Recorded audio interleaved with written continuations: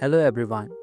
In this tutorial, we are looking at the replace object tool in Maya and how to use it to create instances. This is a powerful way to swap out placeholder geometry for final asset while maintaining control over your scene. Before we begin, it's crucial to bake the pivot of your object. This ensures that any custom pivot adjustments are written directly into the object's transformation attribute and object space orientation. Now, select the object you want to replace. Finally, shift select the source object, the one you want to replace them with. Go to Modify and click the box next to Replace Objects. In the Setting panel, make sure to select Instances instead of Copy, then hit Apply.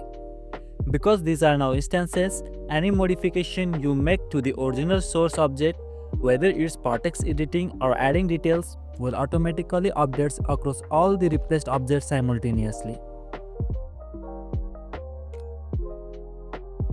Let's step back and see what happens if we don't bake the pivot first. We will clear the history and freeze transformation on all the objects.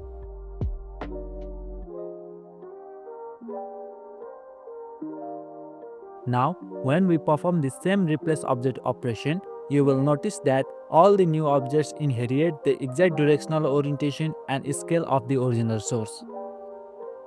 As you can see, the objects become identical in their transform data. Depending on your goal, whether you want them to keep their unique orientations or snap to match the source, baking your pivot is the key variable in this workflow. Thank you for watching.